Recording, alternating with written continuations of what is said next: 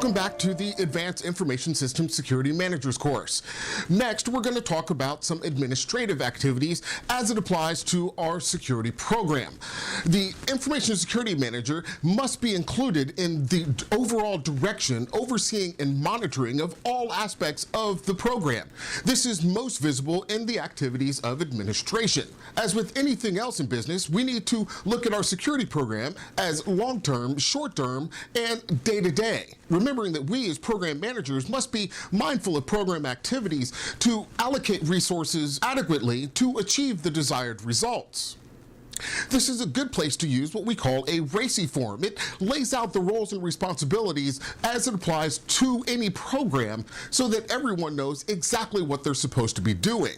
The ARECy matrix itself helps us assign responsibilities to personnel, identifying key roles throughout the program, identifying any skills gap that we might encounter, and taking into account the organizational culture that we're dealing with. And as we stated before, no program is complete without good security awareness training and education. Remember, this training must be tailored to the specific roles and responsibility within your organization. And it's important to have what I call the take-homes. It's the end-user training materials that, after the class, that they take with them for reference later. Some important points to hit when it comes to your security awareness training are things like making sure employees know to back up work-related files and how to avoid email and web-based viruses, as well as recognizing social engineering attacks and recognizing and reporting other security-related incidents. Like any other program, the information security program is going to create a lot of documentation. However, it is necessary. It's how all individuals know how to act and behave within the organization. As you're creating the documentation, create it from the viewpoint so that any independent party may gain an understanding of the information security stature of the organization by simply reading the documentation.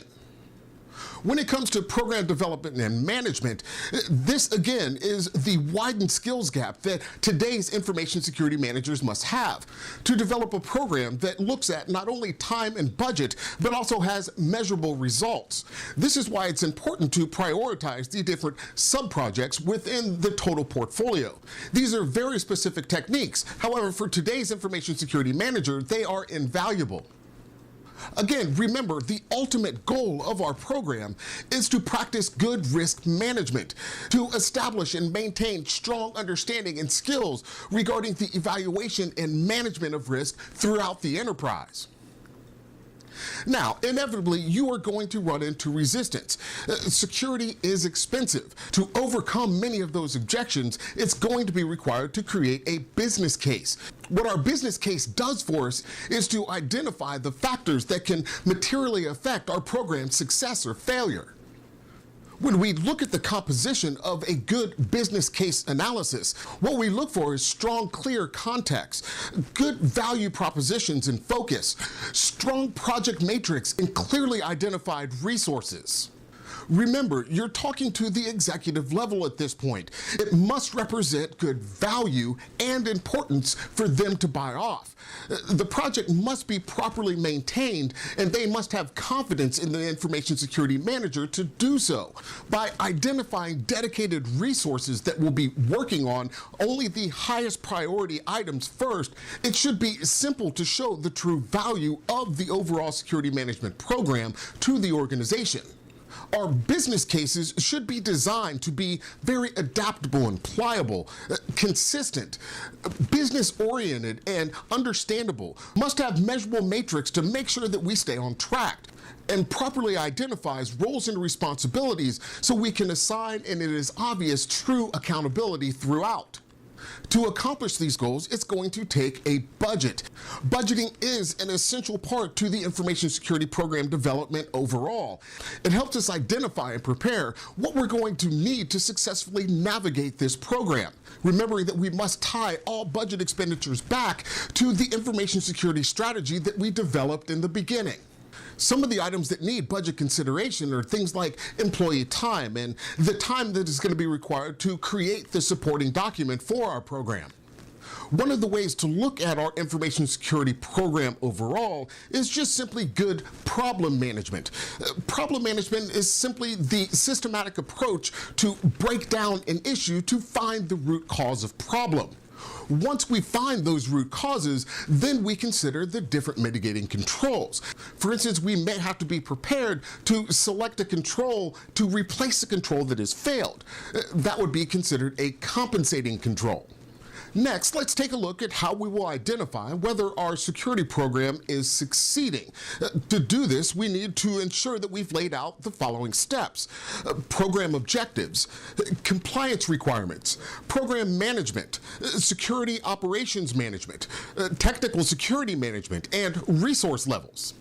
As we evaluate these objectives, we should be able to fully identify whether or not the goals were aligned with the governance objectives, whether or not there is a consensus for the program, is everyone working cooperatively, and is there a strong sense of teamwork?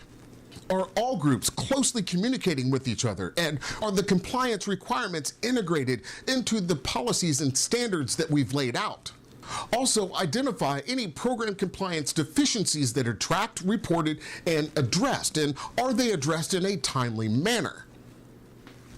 When it comes to good overall program management, it really can be summed up in just a few words, like defined and accountable. That's what we look for when we look for strong, good program management. Like when it comes to operations management, do the security SOPs provide for strong accountability? Is there a schedule of regularly performed procedures? Is there separation of duties throughout the organization? Leading into technical security management, do standards support and enforce the higher level policies? And has there been established separation between the development environment and the production environment? Is there reliable and comprehensive visibility into all systems? Security is very cyclical. There's no true beginning or end. It just is. You should always keep in mind the four basics: plan, do, check, act. Again, keep in mind that in today's high-paced cyber environment, it is imperative that the information security management be guided by legal and regulatory requirements for the organization. Understanding the legal standards that must be addressed, how to collect and handle audit records, email retention policies, incident investigation procedures. All of this goes into a strong information security program. Next, we'll identify through the physical and environmental factors. The CIA, or confidentiality, integrity, and availability of information and information systems, can be compromised through unauthorized physical access as well as unauthorized logical access. Too often, people overlook the physical requirements of an organization to protect those assets. As we develop our policies and standards, we need to make sure that we also include the physical security policies and standards in the controls identification and process development. Some of the factors to be considered are things like laptops and other portable devices, electronic and print media security, and geographical concerns. Are you near an airport or near a thoroughfare or in a downtown urban area or possibly far out removed from anything else? All of these things need to be taken into account. And again, we must stress that each employee involved in the information security management program needs to be held to a comprehensive code of ethics.